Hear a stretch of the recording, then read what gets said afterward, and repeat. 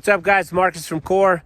We usually start our trail conditions videos about this time of the year, early February, just to let everybody know that, it's really warm down the lowlands, Denver, Colorado Springs, I-25 corridor. Next week it looks really nice in terms of temperatures, but it's still very much winter up in the mountains. We're out snow wheeling today, and we're close to 10,000 feet.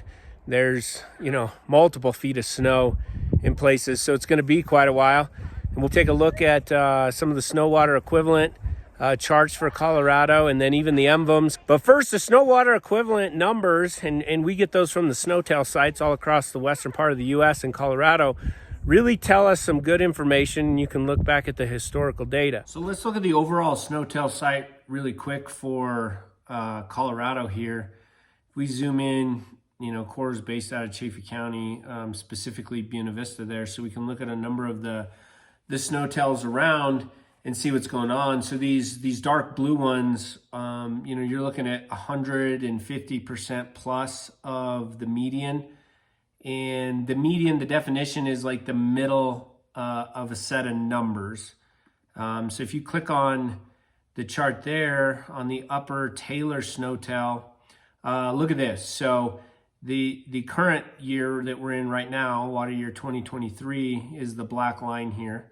And we're in October or April 8th today, which just so happens to be past the median peak for the upper Taylor snowtail, which is April 3rd. But we have never measured the snow water equivalent at that snowtail site on this date at that level before. It's below this top line is the historical maximum right here. So it doesn't matter. It doesn't mean it's never been that high, but since we've had modern snow measuring equipment and snowtail sites, we've never had that. And that's pretty high. I mean, we're talking 166% of the median here. And so what's significant about the upper Taylor snowtail site is that it is right at the beginning of Taylor Pass there in the north part of Taylor Park. And then it's just like a one or two drainages away from where Pear Pass comes in on that side to go into Crested Butte. So I've already seen some posts of people planning trips and asking when Taylor Pass and Pear Pass are typically open. Pearl is one of the latest opening passes historically here in Colorado. So those two are going to take a while to open in terms of availability this summer. But then if you look at another one, so this is the Schoefield Pass snowtail.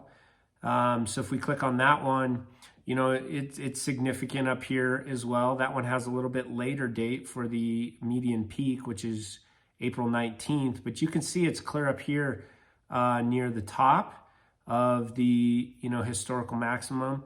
And then if you look on these, you can do this on any site. Like you can plot, there's 2022s, there's 2021 way down, there's 2020, the historic avalanche year of 2019. So we're pretty close online with that. So it's going to take some time for all of this snow to melt over there. And keep in mind, we're talking about snow water equivalent. So that is the amount of water that would be in that snow if you were to melt it all down.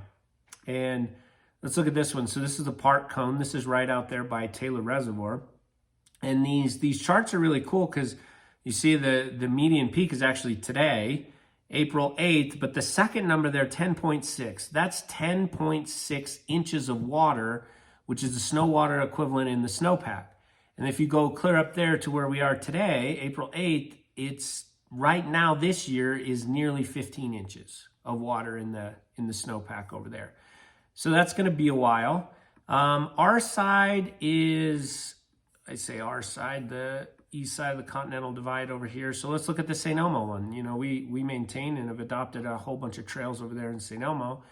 And the median is also, the median peak is also April 8th. So today, it's, we're doing this video at the right time to look at these snow levels. And then this year, we're at 12.9 inches right now.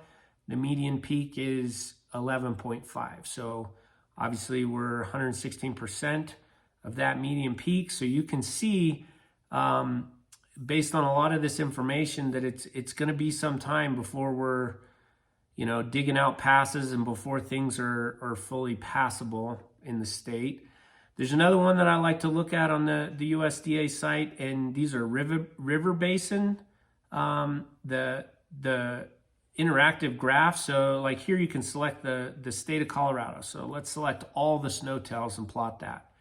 So you can see where we're at. We're 100 and if I can extend this down a little bit, we're at 139% of the median, and this is where we're at right now. So that's 2023.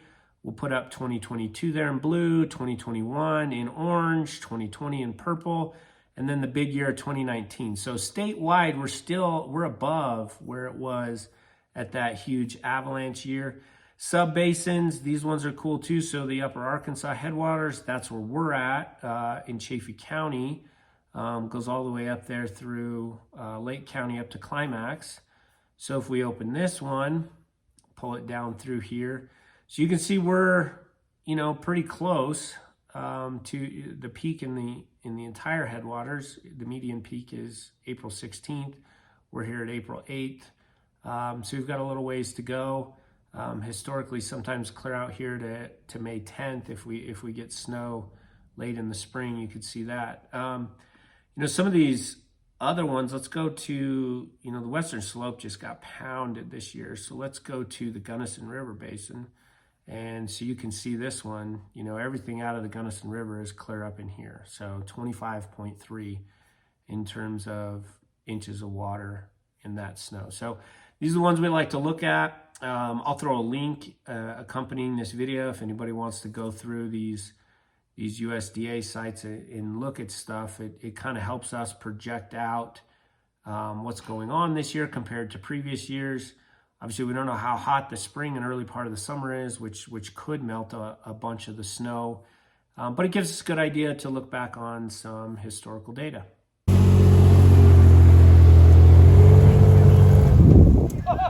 There's seasonal closures everywhere. So a lot of the ones in central Colorado around where we're at are May 1st. And then there's ones that are even up into June 15th in some cases. So even if the snow is melting and it gets hot this spring, we may not even have a chance to get on trail. So you're going to have to watch a lot of our information, watch for the trail reports that we, constantly put out. And we're out here on a road today that's not seasonally closed, and it's not closed to wheel motorized travel either for over the snow travel. But be mindful of that too. There could be places they're closed and only open to over the snow travel with tracks, and we don't want to be driving on, snowmobile areas and tearing those up. So be sure to pay attention to that. Let's take a look at the Salida Ranger District emblem here that you can see on the screen. So in all these emblems for Forest Service districts, you'll see there's a seasonal route designation table that'll be somewhere in one of the corners of the map. And that will list every single route, and they're highlighted on the emblem. So you can see the highlighted shading around like 311 right here. That means that one has a seasonal closure. And then you go to the key and you find 311, and it says it's available. The dates that are allowed are May 1st through November 30th. And you remember earlier in the video, I said that May 1st is the first opening dates that we have here in the Salida District. So you can go down and look at all these. There's August 1st, that's Williams Pass. But then the rest of these are all May 1st. So we won't even be able to report on those or go out and look at those routes until May 1st at the earliest. And then, let's look at the Holy Cross Ranger District one here. This is a good example because here's the access road. This is the Homestake Access Road, Forest Service Road 703. And that goes in down to where you can get to Homestake Reservoir. But then notice here, 759, that's the Holy Cross City, Holy Cross Jeep Trail.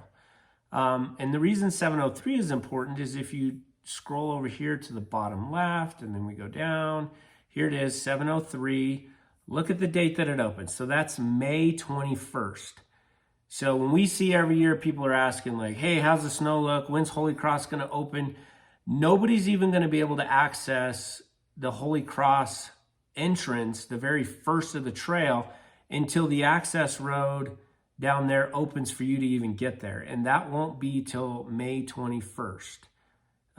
So that's why, looking at these seasonal designations and seasonal dates where stuff is allowable is very, very important, because it can save people a lot of time.